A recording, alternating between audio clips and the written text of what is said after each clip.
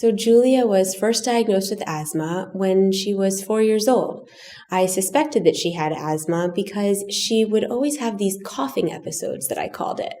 So I made an appointment with our allergist, and she was able to listen to her chest, and she heard her wheezing all over. And so she diagnosed her with asthma. And so our allergist educated me on what asthma was, and we discussed our treatment options on how to manage this. The medications that we use to help control her asthma are daily inhaled corticosteroids, and we use those twice a day, every day. We also have an albuterol rescue inhaler that we use. We use a nebulizer, which we actually like because for our daughter's young age, we find that the way that the nebulizer turns the medication into a mist, it makes it a little easier for our daughter to get the medication into her lungs. More recently, we were prescribed a DuoNeb, and unfortunately, we've also had to use regular oral steroids to control her asthma when all of the other medication options didn't work. When Julie is having asthma exacerbations, it affects her days. It interrupts her sleep at night.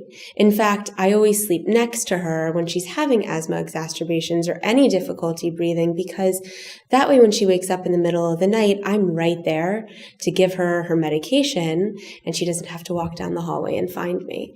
And it's also the number one reason that she misses school.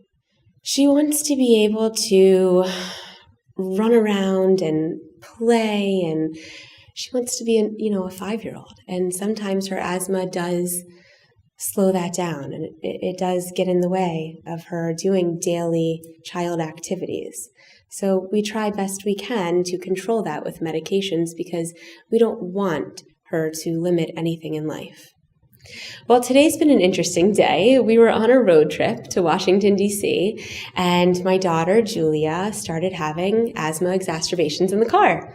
So, fortunately, I always carry all of her medications with us. I always say it's better to be over-prepared and have everything that you need than to have to scramble at the last minute. So I took out her nebulizer, and we started doing nebulizer treatments in the car. So I would say I was jumping back and forth, monitoring her asthma, and we did a few of those, actually, and it wasn't working out so well. So I got on the phone with my doctor, with our pediatric allergist, and she's told me to go to our next line of treatment, which is our DuoNeb.